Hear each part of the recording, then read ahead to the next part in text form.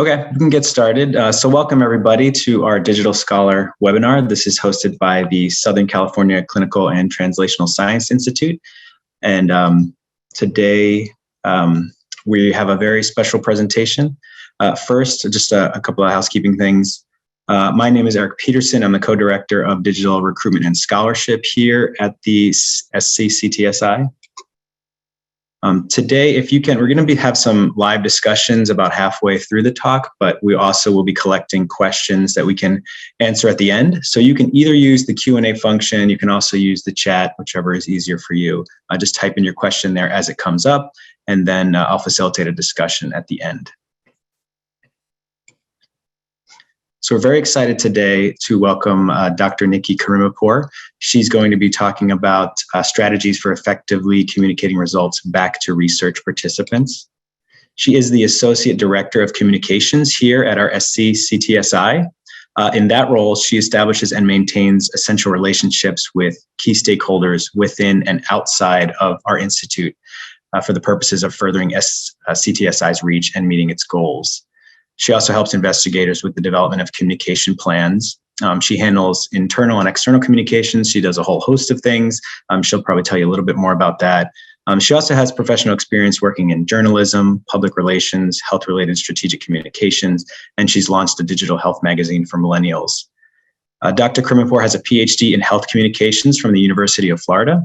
She also earned her master's degree from the University of Florida and has undergraduate degrees in English literature and art history from Florida State University.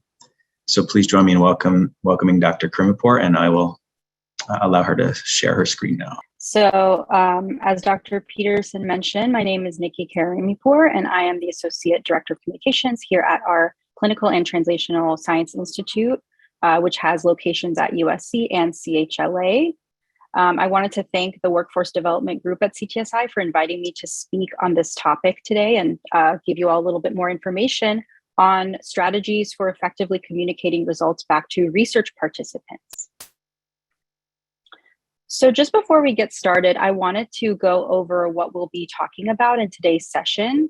We're going to discuss the importance of and the reasons why we should return results to participants, or maybe why we shouldn't in some cases. We're going to talk about the actual nitty-gritty of sharing results, the why, when, where, and how of how to do this and how to do it well. I'm going to talk a little bit about novel communication methods. So kind of going beyond just typical ways in which we share information over email, maybe through handouts. There are so many more innovative ways to engage people and really make this interactive. And I'm hoping to share a little bit of those methods with you all later on. We're going to do a short activity to make sure that everyone feels comfortable applying these principles to their own work, or for those that are research staff, to studies that you may have worked on in the past or plan to work on in the future. I'm going to share some resources and templates for actually reporting results back, and then we will do a Q&A session at the end. So, let's talk about the problem here and why this is important. Research shows that people are willing to participate in research, and they have many motivations for doing so. So some of these motivations can include access to treatment, altruistic reasons. They want to help further science or find solutions or treatments to conditions.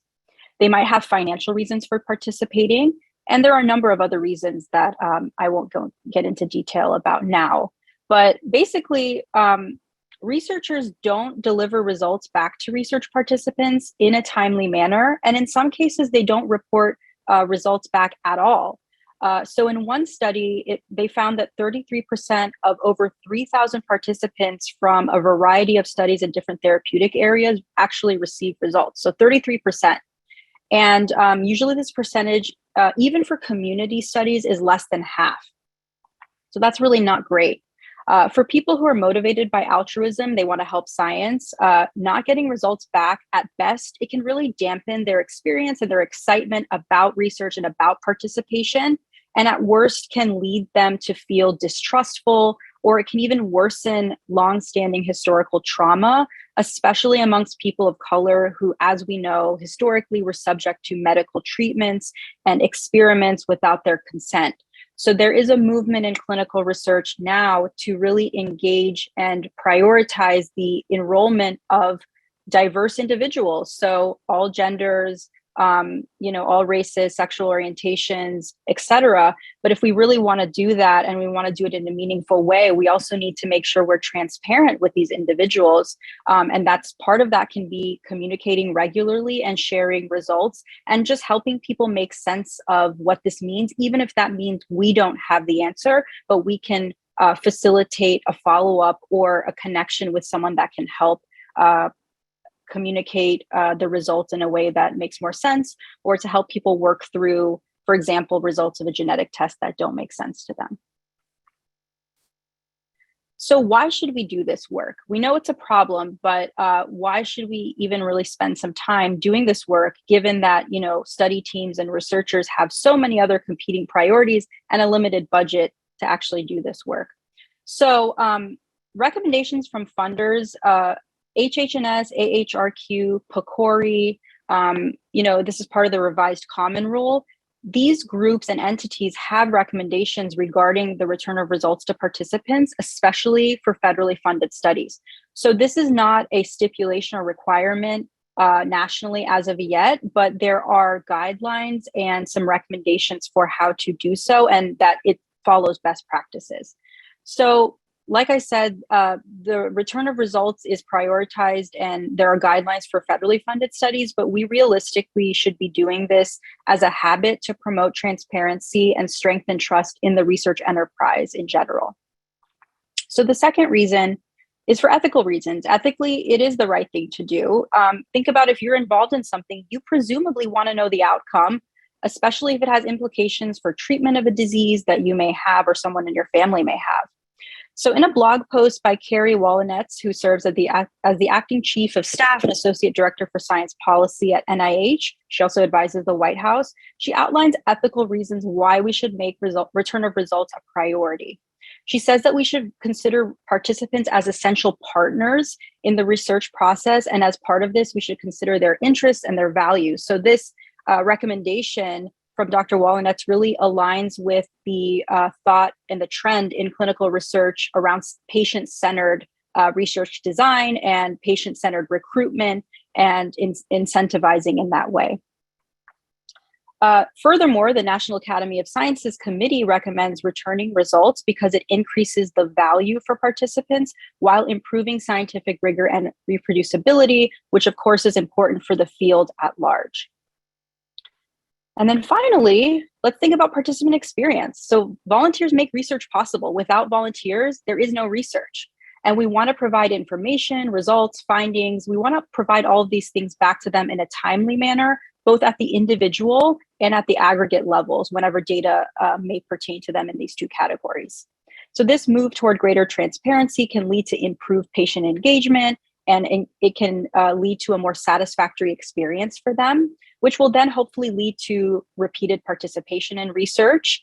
And in terms of participant experience, sharing updates and results can help researchers build rapport. That rapport is really important when you're thinking about recruitment and you're thinking about attrition and you're thinking about retention. People that have a genuine connection and feel like they are partners in research are more likely to not drop out of the research, and they're more likely to spread the word in their communities about their satisfactory experience in research, and that can lead to greater participation, hopefully, in research in general. So let's talk a little bit about when we should actually share results. So the Human Research Protections Program suggests that investigators and study teams categorize research into one or more of these four categories that are on the screen.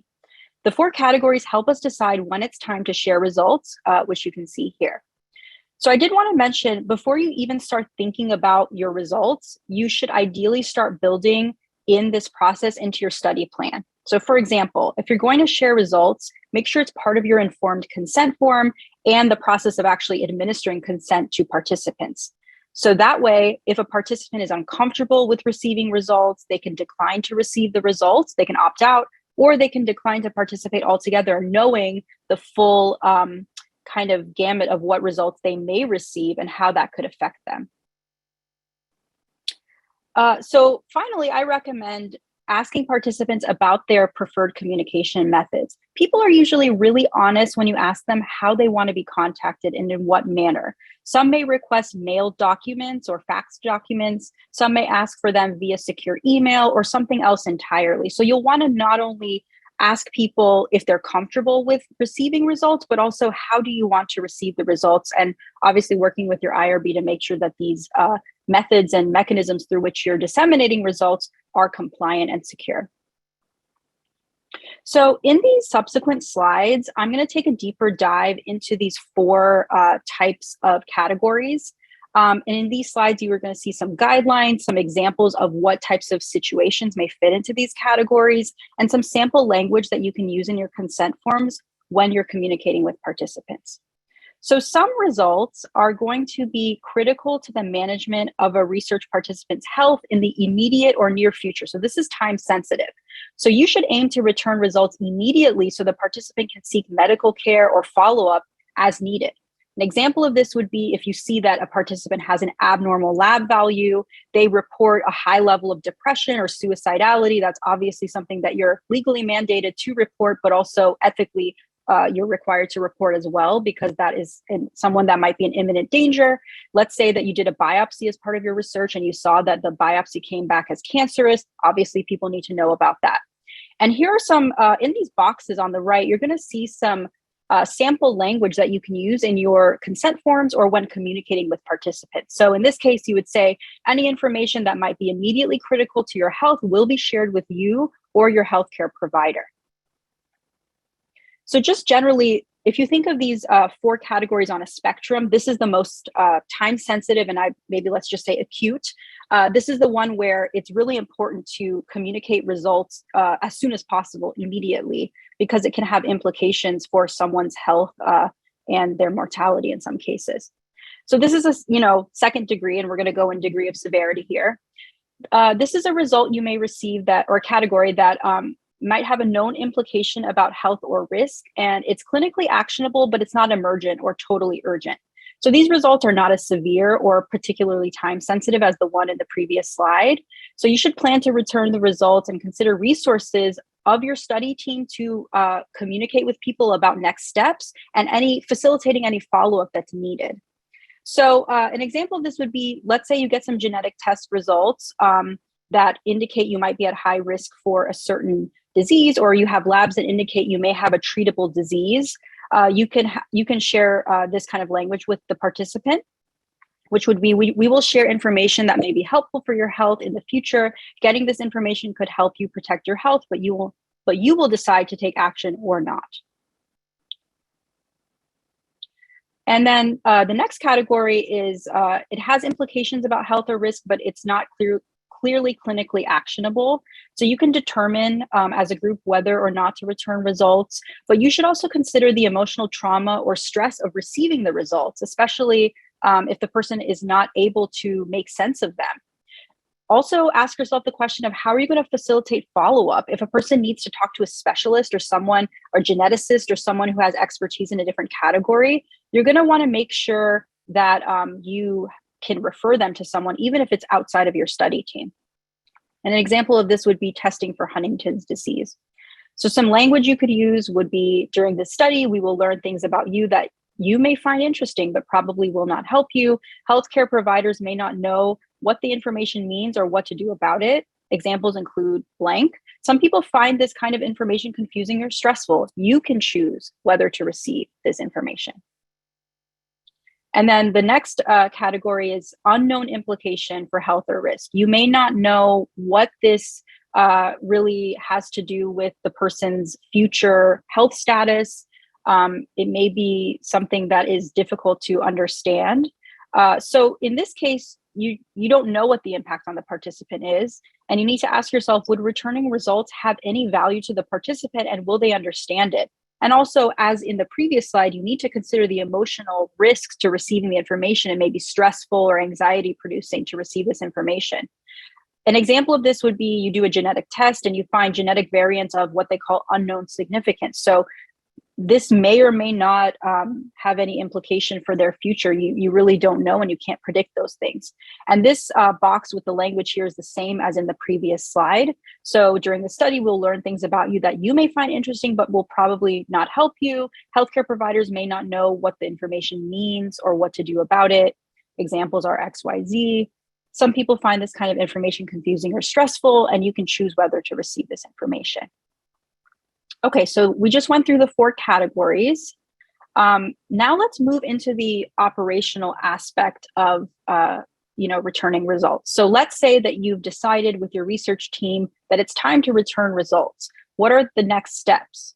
To break this down operationally, we see that at first we need to identify the results that we're planning to share. We need to categorize them, and then plan and implement a communication strategy that is both comprehensive and tailored to the specific therapeutic area or the participants with whom you're working.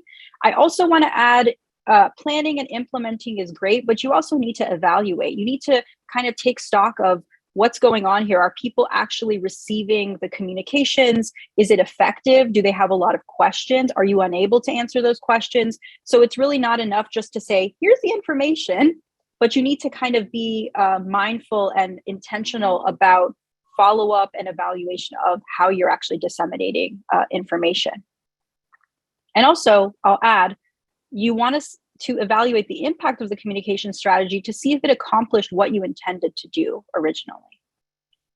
Okay, first step is to identify results. Start off by examining your protocol and data analysis documents to understand which results would be relevant to participants and when.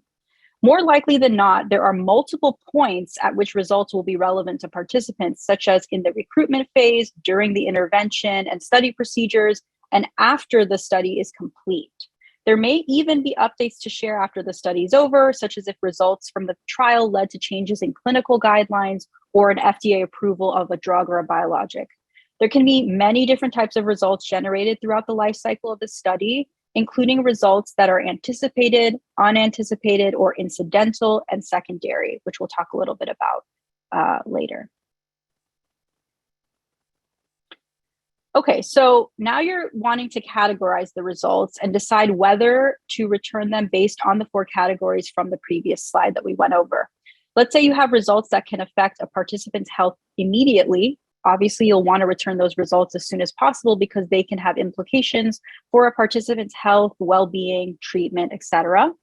In another case, you may have results that have a known implication about health or risk, but are not clearly clinically actionable. You could have results that have an unknown implication for health or risk, and your approach in these different types of scenarios will obviously differ. So let's just go through an example. Let's say you have results from a genetic test, which may cause anxiety for participants. In addition, your study team may not be able to explain to participants because it could be too complex, and that might not be their area of expertise.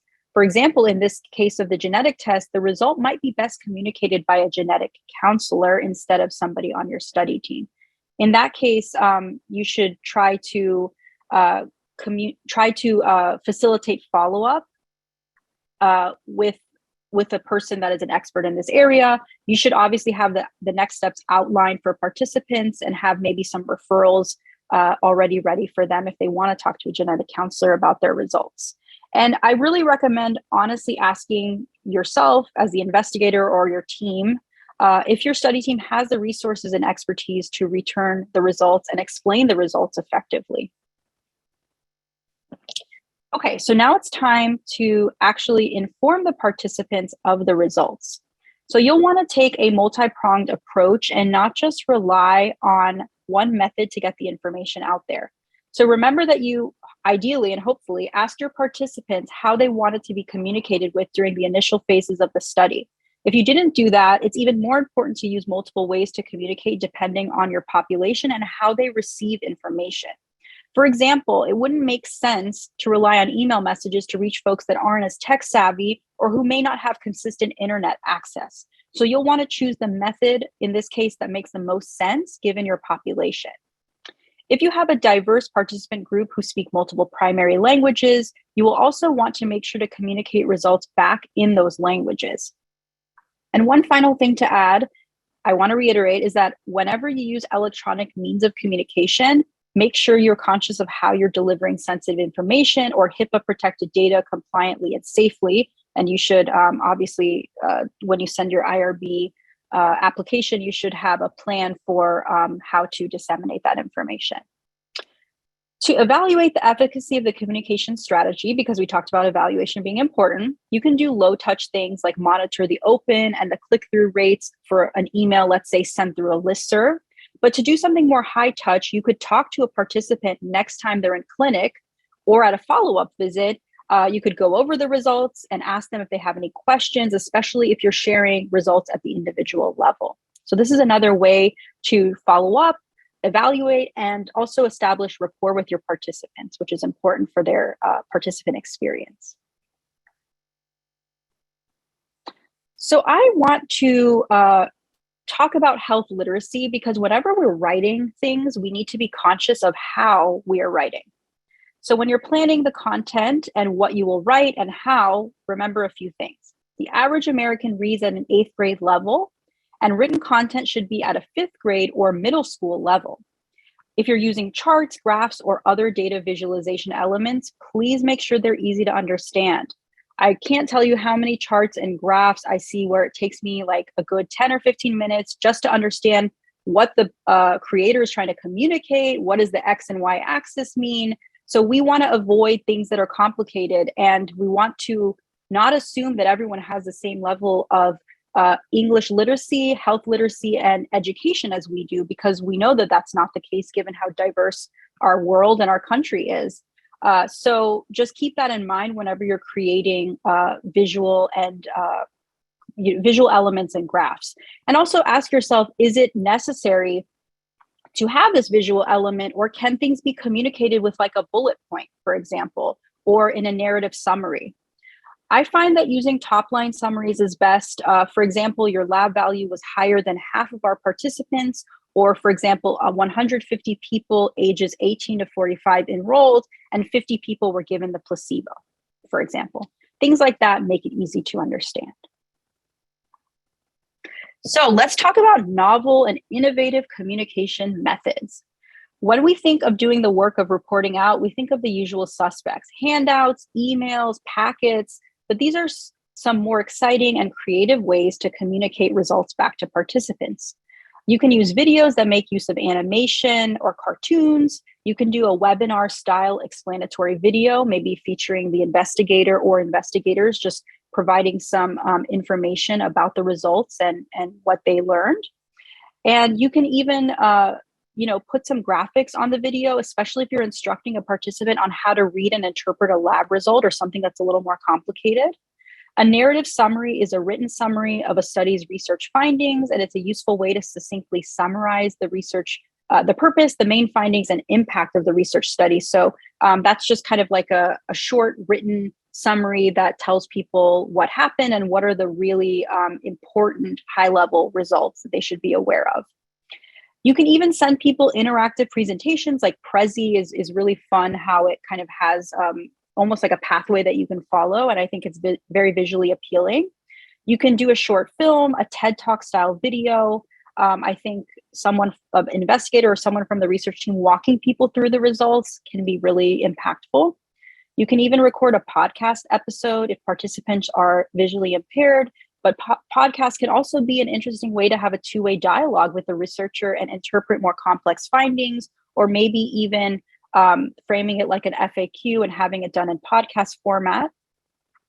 So there's a lot you can do with podcasts, and I know those are a pretty trendy way to disseminate information these days. Newsletters are typical, but making them a little more eye-catching and having them deliver information in a way that is appealing and obviously is convenient over email, I think that can be a nice way to make them more exciting instead of just a very kind of run-of-the-mill newsletter. Informational packets can be nice for participants who request or want hard copies, or who participated remotely and you won't see them in clinic. So your only real way of following up and communicating with them is by, not in person, sending them things over the mail. And then finally, using testimonials or explainers whereby people can learn from others is really good too. For example, having a past participant explain what knowing their results or participating in the research did for them, or maybe some tips for how to interpret the information that they received as part of the study. So there are plenty of ways to get creative when you are visualizing data or quantitative information. There's just a few pictured here. Things like infographics are really nice because they not only have a visual element, but they can also be very succinct and easy to understand. Word clouds, in some cases, especially if you're doing qualitative research, can be helpful. Maps, if you are doing research that spans a large geographic area. So I encourage everyone to think of novel ways to communicate information and make it a little bit more exciting. People's attention span just in general is very low. So any way we can make this more palatable to folks, I think is going to be great. Okay, so I am going to move towards the activity portion of our session today. So I want everyone to think about a study that they're currently conducting or you have conducted in the past, and just think about what results you either had or anticipate having, and apply the 4 categories to those results.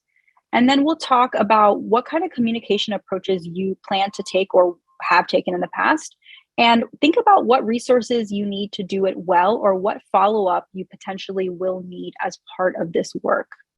So for those that forgot the 4 categories, don't worry, because I have them here. So maybe let's take like 10 minutes to do this, I think. And then I would want folks to report back if anyone feels comfortable sharing. Let's take about 30 seconds to wrap up. We're almost at 12:35. Okay, and now we are. Gordon, did you say there is someone brave enough to volunteer? We have Sarah first and then Cynthia. Okay, Great. There you go. Sarah, I'm asking you to unmute. I think you need to unmute yourself. There, we should be able to hear you now in theory. Hi, how are you? Thanks so much for holding this webinar. My name's Sarah Walter. I'm at the Alzheimer's Therapeutic Research Institute. That's under neurology at USC. We're based in San Diego. I really have appreciated the webinars you guys have offered through CTSI. So thank you for that. We are designing a study now that is a pilot feasibility study. So we're going to be learning a lot as we get going in initial months. We're going to be recruiting up to 5,000 individuals. So I think coming to this webinar was really helpful for me because it helped me think about ways of sharing our pilot results on an ongoing basis with participants. I think the major resource there will be staff time, because we're going to be reviewing that data anyway, but just making sure there's a plan up front for somebody to type up, a lay-friendly summary of what we're learning. The other big barrier is the IRB review. So for any study under USC IRB right now, everything takes 11 weeks or more. I think the current timeline is 11 weeks. So that's a real barrier for sharing aggregate study results in more real time with study participants. And I just wondered if anybody on this call has any suggestions for how to overcome that other than using a different IRB. I am aware that IRB's review times are very long. I know that they are very understaffed, but I don't have any ways for how to overcome that. I don't know if there's any folks from IRB here. Let's see.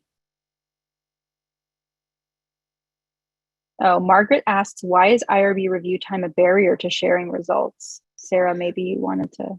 Oh, well, of course, the IRB needs to review and approve anything that is participant facing. So if you're going to put something on a public website or put something, email your participants. This is a remote study, and our primary method of communication is email. So for sending newsletters, that would need to be reviewed first by the IRB. So it's not really a barrier to sharing results. It's just a barrier to sharing timely results because everything is 3 months behind what's happening in the field or happening in the study. Right. Yes, that makes sense. I wonder if you can create some sort of mechanism where you share results, like, I don't know, every 3 months or on a quarterly basis to work around the IRBs. I mean, obviously everything needs to be approved, but maybe obviously results that are clinically significant. I hope that there would be a more expedited process for that, but maybe just kind of putting together a summary that is more comprehensive and isn't in bite-sized pieces, if that makes sense. Obviously, things that are more bite-sized and easier to understand are better. But if the regulatory aspect is prohibitive, then you may have to sort of work around that. Oh, great. I see another comment that you could probably share aggregate results depending on level of review, message your IRB to see if it requires it. Oh, that's great feedback. Thank you.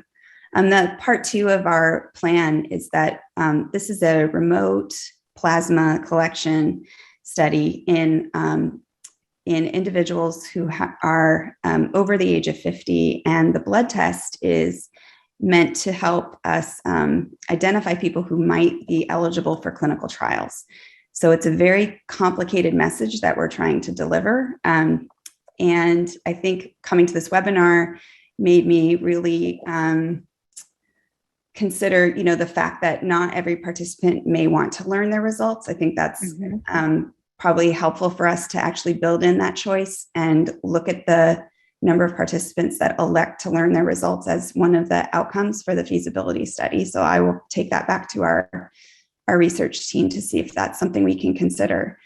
The other thing, what the message, because it's a complicated message, we're going to be delivering this, eligibility to be screened further for a clinical trial. We're going to be delivering that over the phone because we just felt like putting it in writing could be challenging. And I think it was important to have that support for participants, but we're going to allow people to opt into getting it by email. But I guess I am a little concerned about the more complicated a message is, should we allow people to receive it by email or just start by requiring phone delivery? But those are the kinds of decisions we're making right now for delivery of these. It's not really a result. It's not really disclosure. It's communicating something that might be helpful if you want to take part in a research study. Yeah. So I think generally communicating things by phone, especially if you are working with older participants, which it sounds like you might be. I think you are, because you're working with people that are either have, I think so, or I'm sorry. Yeah, over 50. They're over okay. 50. I just want to make sure before I misspoke. So I'm usually, and I think people are generally at least a fan of being given the option to discuss with someone over the phone, mostly for the reason that emails can be hard to keep track of, or people may not read all of their messages. And if they do, they may be looking at something that is difficult to understand, if it's a lab or a chart or some sort of document that is without any context. So I would say, and you had mentioned that staff time will probably be the primary approach in communication. And I think that that can be beneficial because it will allow people to feel like they have a point of contact within the study team and will help, build trust and rapport, but also they can talk to a real person, which I think is always valuable. We have another, I'm sorry, Sarah, did you have something else to say? Just wanted to say thank you. Oh, Thank we you, have Sarah. another person. Do we have time for another comment? Yes. In Cynthia, but I wanted to say also, I wonder if you could do a coming soon kind of thing, just to keep people engaged if there's a delay in being able to give out any results, I wonder if you could still keep people engaged by saying, hey, we remember you, your results are coming in, look for it in another month or something like that. Yeah, I think that's great, Gordon, because it allows people to anticipate communication. And also, if they have opted out of that communication, it's a reminder to, at least to the study team, who not to include in that communication and who elected to receive what pieces of information. Let's go to Cynthia now. Hello, can you hear me okay? Yes, I can. Great. Thank you, Dr. K. This is really great information. For my study, I work at CHLA. We are doing a 10-year longitudinal study. It's called the Adolescent Brain Cognitive Development Study. So we have parts that kind of fit into each of those categories. We have a fairly good way to talk about, to get the information out for known implications about health or risk. We do phone calls. We have a clinical psychologist on our staff too, to reach out for other issues. But what I'm really interested in is, since we are gathering so much information and it's over a long period of time, we also have over 300 participants, how to keep everybody updated with all the different types of research that's going on. It's a 10-year study, and we're looking at screen time, we're looking at sleeps, we're looking at, all different kinds of parts of child development. And I mean, it would be cool to do some sort of like large presentation like this, like a WebEx presentation or something, webinar. But then there's also some families that don't have the access to the, these kinds of things. So I was wondering if you had any advice for getting a large amount of data essentially out to a big group of people. I would say that's a good question. I think it depends on what pieces of data each family or group has elected to receive. If they're receiving individual results about their child, I can envision like a nice infographic that kind of maybe shows a change over time in the child's sleep quality, for example. I think you had mentioned that as an aspect.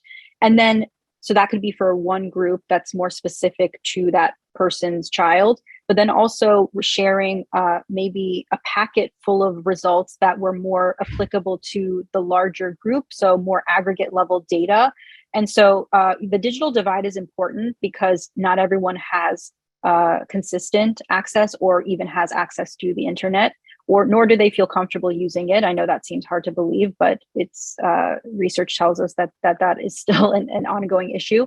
So in that case, maybe holding if possible, given COVID restrictions, perhaps you can hold an in-person event that you also record or can be live streamed for folks that want to join remotely. And also, I think making use of direct mailing can be good as well, to make sure that people can receive copies of their results, even if the internet is a limiting factor for them. Great, thank you so much. No problem. So maybe do we have one more person that wants to share before we go into the Q&A? Anybody want to raise their hand? And in the meantime, one. Oh, great. Oh, no, that was Cynthia fast. again. Okay. No, I don't know why that happened. Okay. That's okay. You tricked me out, Gordon. Yeah, it tricked me out too. So in the chat, people were making comments about templates. Here we go. And let's see. Dilshad shared that we've been able to use template letters or emails that are pre-approved by the IRB to share subject-specific results, and this was for a minimal risk or no clinical impact study. And so I encourage you to talk to the IRB about what may be approved or applicable for your study, given the level of risk and how much HIPAA or protected data that you are sharing.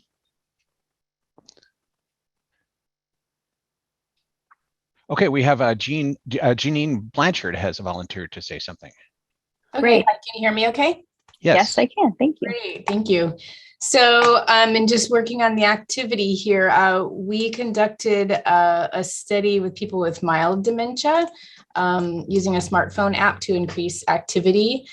So thinking of the types of data we will have is like on an individual level, we'll have their pre-post activity data, as well as, their interaction with the app. And then I wasn't sure if people ever share like a summary of like the questionnaires that they filled out, like, your average response was X on a personal level, because they know that that's what they, responded, but they may not remember, I suppose. And then we'll have aggregate data, such as the overall activity level and qualitative analysis of our interviews and other feedback. And then you mentioned sample size and things like that, which I had forgotten about. I think that would be interesting for people to know. So I was thinking, like, we need to communicate with the participants and their caregivers, thinking that possibly like a simple infographic might be good, which would probably be better to mail in most cases with our participants, but maybe email as well. But I like the idea of a video. I think that's a really nice way. Maybe we could do both. But we also have stakeholders, people that have referred participants and helped us recruit. So with those groups, we'll probably do a more detailed, like, executive summary that we could email or print, just depending on funding. Which brings up the resources. We definitely need some, to reserve some funding for, some graphic design, possibly printing, somebody who's comfortable maybe presenting the video and being recorded. And then we'll have to post things on clinicaltrials.gov and things like that as well. I didn't want to forget about that. So yes. Yeah, those were my thoughts. And if anybody has recommendations for people with dementia, it would be helpful to, I'm going to, of course, be researching that, but it's a tricky group. So Yes, and it can be very hard to recruit for as well, as you know. Yeah, thank you. Thanks, Jeanine. That was great. I really like how you summarized everything very succinctly. I think in that case, mail can be a good approach. I think an infographic would be nice. And then, I think putting aside money to create these materials and to disseminate them is really important. I think it's not often thought about at the onset of a study, and it's something that sort of becomes an afterthought. That's why I'm really trying to make people think critically about results even before they start the study, which I know sounds a little crazy to think about because, there's so many unknowns to that, but you can anticipate some of them or at least have a plan for how to do so. And Sarah said something great in the chat. She said, also want to recommend folks have a research participant advisory board to help guide communication plans and plans around disclosure of results. That is great. Community advisory boards or CABs are really useful. You had mentioned, Jeanine, stakeholders. That can even be, I'm talking more in this session about how to deliver results to participants and volunteers, but there are certainly community organizations, funders, stakeholders, and other groups that are really interested in receiving this information. And you should consider using some of the data and findings and materials that you created and sharing them or tweaking them slightly to be shared to stakeholders that are not participants. So that is a great thing to add as well. There's a comment from Cynthia that mentions that they have 10,000 variables per child, and she's asking about select what results do you send, and that leads into my question about how personal do you get with the results that you send to individual people. Yeah, I'm seeing her comment now. 10,000 variables per child is a lot. I guess I would consult with the investigator to understand which ones over time, you mentioned this was a longitudinal study, which ones have the most implications for the child's health over time or predictive of them getting certain diseases. Maybe those are like environmental risk factors or labs that maybe say they could be at risk for getting diabetes or something to that effect. So I would consult with the investigator, but then I'm not sure if it would be feasible given, how much human power you have on your research team to ask study participants, what are variables of interest to you or to you and your child? So I think that could be a good way to cut down on the amount of work, because this is a lot of work. And especially if you're longitudinal, you presumably want to create either at the aggregate or individual level, a chart showing change over time and creating all these putting these documents together, creating all of these, charts and so forth, it takes a lot of time. So that's kind of what I would recommend. I see that Sayed has a comment in the chat. This idea by Sarah is extremely helpful if this is a population-based research project that has community stakeholders. Discussions with these stakeholders on appropriate methods, types, and content of communication is key in building trust within communities. Yes, so this was a short session, and I usually will talk about how to conduct patient-centered research, which is what we talked about at the start of this session. And that is really important. You really need to get the buy-in and the feedback of individuals at every stage of your research. So in public health, there is formative research and there's summative research, and you really want to make sure that at the beginning, before you even start the study, are you designing it in a way that makes sense given your therapeutic area, your participants, how they obtain information, how they can get to the study site. All of those factors are really important. Even things like incentivizing them. Are you giving them an incentive that resonates with them, that is something that they can use? So yes, all of that stuff is very useful. It's kind of related to this work, but sort of outside of the scope. But yes, I totally agree. Okay, let's see where we are at time. I'm going to move towards our Q&A session. But before that, I wanted to show some resources and templates for further reading. The NIH link even links to a book about this if you are having trouble sleeping one night and you want to have something that is going to make you fall asleep. I'm kidding. The book is very useful. It gives really good overview of how to go into this in more detail. So this was the tip of the iceberg. You can kind of think of that in this way. There's so many other elements, as we've even mentioned in the chat and just talking through here. There's so many elements that we didn't get to discuss today. But this is just hopefully to get people thinking. It sounds like people are thinking a little more critically about what results they may receive, how they anticipate sharing them, and what they should share and when, which is great, which was my goal. So the CTSI has a page on plain language summaries. Someone had mentioned that lay language summary. We have templates that are available and some examples that you can look at. We also will help give consultations to people who need more information on how to do this. Vanderbilt's version of CTSI has templates and explanatory materials as well. Brigham and Women's Hospital in Harvard has some great materials that are linked here.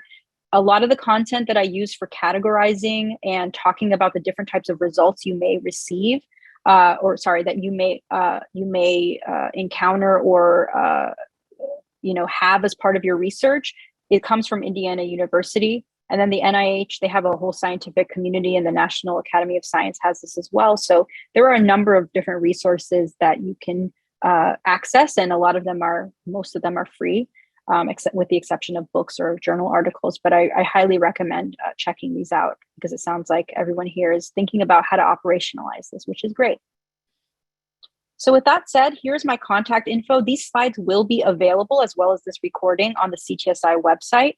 So you can check back on this recording at any time, or share it with other people within your team or with your colleagues. And so here's my information, and here is my Twitter. So yeah, I'm going to pause and see if there are any questions for folks have at this time. Nikki, there was one question specific to USC CHLA, but I think maybe it's worth giving a plug. So they asked, does USC CHLA have anyone available to help with translating scientific articles to the broader community? And this is one of your specialties, and I know you're going to come back and talk about this more specifically in our June webinar, I believe. But do you want to say anything about that? Yes, thank you, Eric. So in my role in communications and in my expertise in health communication, and a number of other folks within CTSI who also have similar or complementary expertise, we can help people think about translating scientific articles to the broader community. We can help with, if you have a lot of content that looks like it belongs on ct.gov, which we all know is extremely hard to understand, we can help you kind of make sense of that. So yes, if you need this kind of assistance, please come to the CTSI. You can email me. You can check out our website and the templates that I had shown in this previous slide, but we definitely have people that can help translate or laymanize this information and work with you on that. So yes. Great, thank you. How about other questions? I don't see any in the chat or in the Q&A right now.